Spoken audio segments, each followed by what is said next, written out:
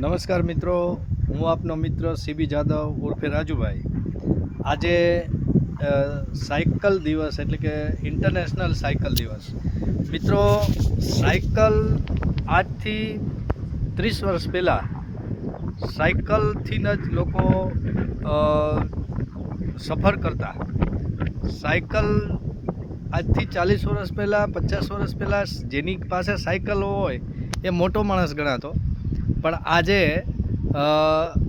2026ની અંદર 4 વ્હીલ તક માણસોને એટલે કે ગામડામાં અને શહેરોમાં 4 વ્હીલનું પ્રમાણ વધતું જાય છે.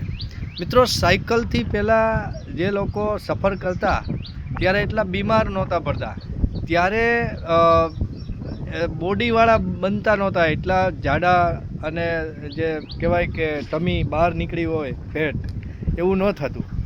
એનું કારણ હતું કે શારીરિક શ્રમ સાયકલથી થઈ જતો, કસરત થઈ જતી. પણ આજના જમાનામાં ઝડપી યુગની અંદર ઝડપી સાધન બધાને વસાવવું પડે છે. પણ આજે જે ઈંધણનો ભાવ વધતો જાય છે, જેમાં પેટ્રોલ અને ડીઝલનો, તો પણ કંટ્રોલ નથી કરી શકતા. અને સાયકલથી જે ફાયદા હતા એ સૌથી પહેલાં શરીરનું સમતોલ રહેવું સાયકલ ચલાવવાથી, ને સાયકલથી એક જાતની બોડીમાં કસરત થઈ જતી. જે આજે સાયકલ બને ત્યાં સુધી એક ગરીબ માણસો, એક નાના માણસો પાસે જ હોય છે, કારણ કે એમની પાસે ઈંધણના પૈસા કે મોટરસાયકલ લેવાના પૈસા નથી હોતા, એ સાયકલ લઈ જાય. તો સાયકલ પહેલાં 500 રૂપિયાની સાયકલ નવી આવી જતી કે 1000 રૂપિયાની નવી. આજે સાયકલનો ભાવે તમે ગણો તો લગભગ 5000, 10,000 સુધીની સાયકલ આવે છે.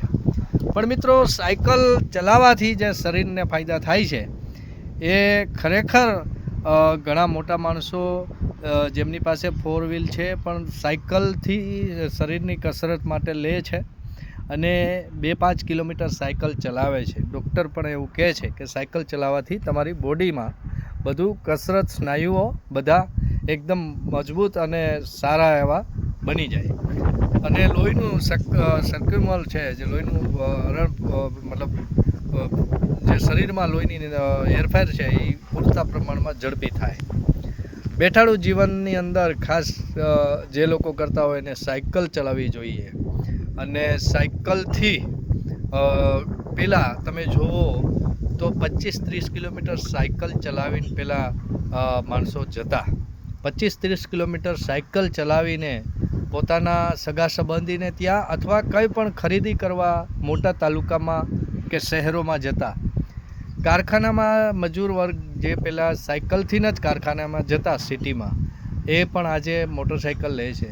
તો શરીરની જે ઉંમર છે એ દિવસે ને દિવસે શરીર બહુ નબળું પડતું જાય છે. અને આજનો જે ફૂટપાથ જમાનો કે જે વધારે પડતું તેલવાળું અને ખાસ કરીને પકોડા, ભજીયા અને સમોસા, આ બધી વસ્તુના વાનગીઓને ખાવાથી પાચન શક્તિ, મેંદો વધારે ખાવાથી, મેંદાનું પ્રમાણ અત્યારે દરેક નાસ્તામાં વધારે હોય છે, જેને કારણે પાચન શક્તિ ઘટી જાય છે. કારણ કે સાયકલ કોઈ ચલાવતું નથી. સાયકલ ચલાવવાથી પાચન શક્તિ પણ મજબૂત બને છે અને ઝડપી બને છે. તો મિત્ર, આજના દિવસના સાયકલ દિવસ, ઇન્ટરનેશનલ સાયકલ દિવસના આપ સૌ મિત્રોને મારા તરફથી, હું સીબી જાદવ રાજુભાઈ તરફથી શુભકામનાઓ આપું છું. જે લોકો સાયકલથી થોડું કસરત માટે પણ લઈ અને થોડું, ઘણા લોકો પાન ખાવા કે માવો ખાવા માટે બાઇક લઈને જતા હોય, એની જગ્યાએ સાયકલ લઈને જાય તો પણ સારું શરીર માટે રહે. તો સૌને મારો એક ખાસ આગ્રહ છે કે સાયકલને કાયમ માટે ઘરમાં રાખીએ.